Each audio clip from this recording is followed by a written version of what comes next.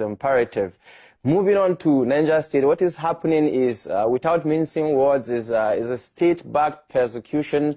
And instead of the government and the governor specifically to focus on what is happening, especially in Zone C in Niger State, we've had constant terrorist attacks in Mariga, in Kwantagora, in Ibeto. St. Mary's is just a recent occurrence, but Zone C of Niger State is overridden currently by insecurity, by terrorists. But you really rarely hear about it. Well, what they're doing instead is persecuting dissent. We have Abubakar Isa Makwa, who is 28 or 29 days today in prison simply because he called the governor's attention to the Makwa floods, and he called his attention to the plight of students. Now they've gone on to close all the schools anyway, just to show us that they really do not care about the education of students. It's very important to say that the government mentioned that they had information, they had intel that they were coming into Agwara or into St. Mary's, or rather into Zone C to take children. But instead of sending boots on ground, instead of sending security to cordon off the area, they said that they sent a circular that nobody has seen for the schools to close off.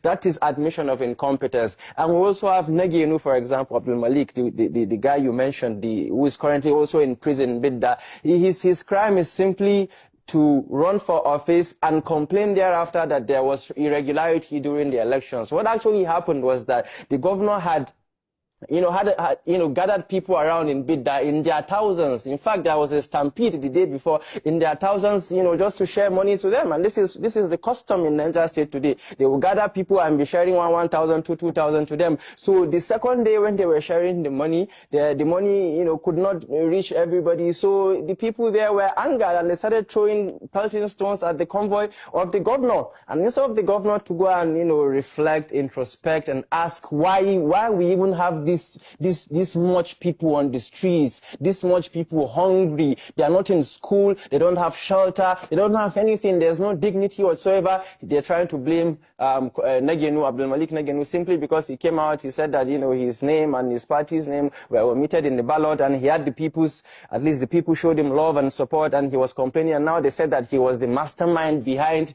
the attack on the governor's convoy. But even the governor's special advisor and the governor's team, before they backtracked and said, oh, he was Abdul Malik Negenu, they came out and said it was due to the fact that there was too many people in House 7, a hotel in Bidda where the governor was staying at the time, when they were sharing money. And when the money weren't enough and people were angered, they started throwing stones at the governor. It was the governor himself who invited the people there. He was the one who told them to come and take money there. A very unfortunate and misguided way of governing a people.